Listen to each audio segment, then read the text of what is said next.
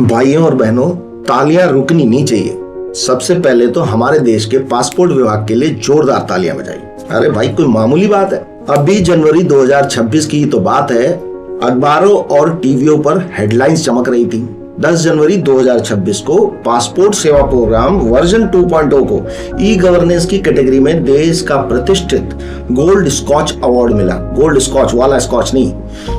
इतने से मन नहीं भरा तो ठीक 6 दिन बाद 16 जनवरी 2026 को नई दिल्ली के छठे डिजिटल ट्रांसफॉर्मेशन समिट में इसे digital transformation leader in public sector का अवार्ड भी थमा दिया गया। और रुकिए, उसी दिन उन्हें best public private partnership for digital innovation का अवार्ड भी मिला। पूरा सिस्टम डिजिटल इनोवेशन के नशे में झूम रहा था, लेकिन इसी डिजिटल ट्रांसफॉर्मेशन लीडर के पास एक व्हीलचेयर पर बैठे व्यक्ति के लिए 2 फुट का नीचा काउंटर बनाने का इनोवेशन नहीं सोचा। इनके इमेजिनेशन का लेवल जानते हैं क्या है? इनके दिमाग के कंप्यूटर में एक डेटा बिल्कुल क्लियर फिट है कि अगर कोई दिव्यांग आएगा तो वो सिर्फ अपना पासपोर्ट बनवाने रेंगता अकेला आएगा। उनके सिस्टम के सॉफ्टवेयर में ये थॉट है ही नहीं कि एक व्हीलचेयर पर बैठा इंसान किसी बच्चे का बाप भी हो सकता है।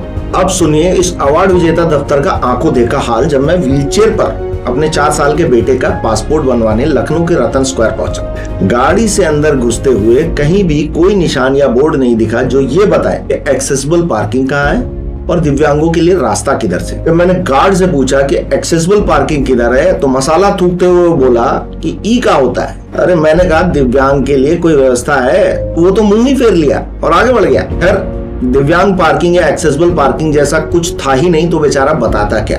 बड़ी मुश्किल से अंदर जाने का रास्ता मिला तो जो रैंप बनाया गया है वो सीधे मुख्य सड़क की ढलान से शुरू होता है, यानी अगर आप चूके तो सीधे दंदनाते हुए बाहर निकल जाएंगे। वैसे ही शायद ये चाहते हैं। फिर अंदर गया तो डिजिटल इनोवेशन का एक और नमूना दिखा। ब्लाइंड्स के लिए जो टैक्टाइल्स लगाई जाती हैं वो सीधे प्लाई की दीवार में जाकर के अपना सर फोड़ नहीं थी। कहीं वो किसी काउंटर के ऊपर चढ़ी हुई थी, कहीं किधर जा रही। तो मगर अगर कोई सही में ब्लाइंड उनको इस्तेमाल कर ले तो बेचारा लड़ता ही जाएगा। तो मैंने अपने बेटे से कहा, बेटे इस दीवार को ध्यान से देखो, इसी को सरकारी विजन कहते हैं। या फिर हो सकता है ये हैरी पॉटर वाला प्लेटफॉर्म 9¾ हो और यहीं से हॉगवर्ड एक्सप्रेस निकलती है।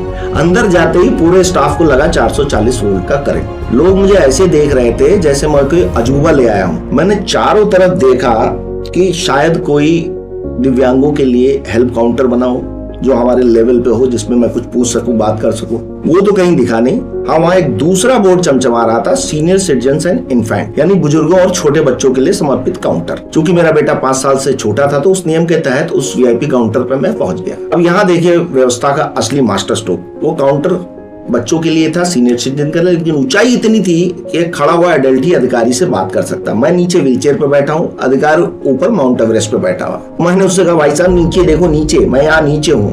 अधिकारी ने झांक कर देखा मानो पाताल लोक से कोई भूत बोल रहा हूँ। खैर मेरी पत्नी साथ थी तो इसलिए यहाँ उतना मुश्किल नहीं रहा। पर अब शुरू हुआ असली तमाशा। एनेक्सर डी यानी कि माता पिता का घोषणा पत्र, वो तो मुझे ही साइन करना पड़ेगा। तो हमें भेजा गया डेस्क A17 पर। तो सिस्टम पे बैठी हुई महिला बगल वाले से फुसफुसाया, यार ये तो व्हीलचेयर पे है, इनका सिग्नेचर वेरिफिकेशन इस काउंटर पर कैसे होगा? इन्हें दूसरे काउंटर पे भेजो। तो हमें A13 पे भेज दिया गया। A13 का रास्ता और खतरनाक। उन्होंने मुझे घबराकर A1 पे भेज दिया। 3 काउंटर बदलने पड़े साहब। खैर वहां किसी तरह दाएं बाएं करके मैं उसके अंदर घुसा और वो सिग्नेचर वेरिफिकेशन वाला काम पूरा हुआ। पर ये गोल्ड स्कॉच अवार्ड जीतने वाले दफ्तर के पास ऐसी कोई एसओपी ही नहीं है कि अगर दिव्यांग है तो उसका बायोमेट्रिक कैसे और कौन से काउंटर पे प्रोसेस होगा। या फिर हो सकता है कि हो, पर वो ये उम्मीद नहीं कर रहे थे कि एक व्हीलचेयर यूजर अपने बच्चे की उंगली पकड़ करके भी आ सकता है। खैर उसके आगे तो मेरा ज्यादा कुछ काम था नहीं, क्योंकि मैं अपने बच्चे का पासपोर्ट बनवाने गया था। पर दिव्यांग खुद भी तो अपना पासपोर्ट बनवाने आते ही होंगे। और ऐसा नहीं है कि सब पासपोर्ट ऑफिस ऐसे ही हैं, क्योंकि तकरीबन 8 साल पहले मैं लखनऊ के ही दूसरे सेंटर पे अपना पासपोर्ट बनवाने गया था तो मुझे ऐसा कुछ भी नहीं झेलना पड़ा था। वो पूरी तरह से एक्सेसिबल था। पर यहाँ वैसा कुछ भी नहीं था। Rights for persons with disability act 2016 की प्रतियां सिर्फ दफ्तर की रद्दी बढ़ाने के लिए रखी हैं। ना पार्किंग, ना कोई साइन बोर्ड, ना help counter, awareness 0, sensitisation 0, infra भी 0 ही कहा जाएगा। यहाँ तक कि फॉर्म भरते वक्त कहीं नहीं पूछा जाता कि आप दिव्यांग हो कि नहीं, क्या आपको कोई विशेष सुविधा की जरूरत है, ये कैसा डिजिटल इनोवेशन है? इस कानून का सेक्शन 40 कहता है कि हर सरकारी इमारत और सेवा को दिव्यांगों के लिए सुलभ बनाना अनिवार्य है। सेक्शन 44 कहता है कि बिना सुलभता मानकों के कोई भी पब्लिक फैसिलिटी को ऑपरेशनल किया ही नहीं जा सकता। और सेक्शन 46 कहता है कि पुरानी कमियों को तुरंत ठीक करा जाए। आज 8 साल हो गए हैं इस कानून को लागू हुए, लेकिन लखनऊ के इस दफ्तर ने कानून की ऐसी धज्जियां उड़ाई हैं कि यहाँ सुलभता तो दूर, दिव्यांगों के लिए बुनियादी सम्मान तक नहीं है। साहब, सुलभता कोई चैरिटी या इनाम नहीं है जो आप अपनी मर्जी से किसी को देंगे।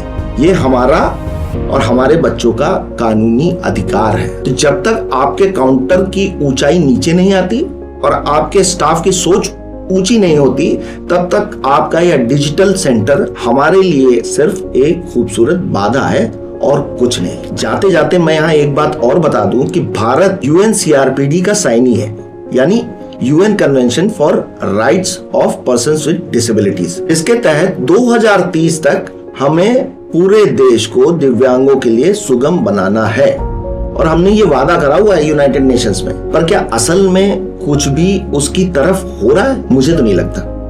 आप बताएं। Thank you.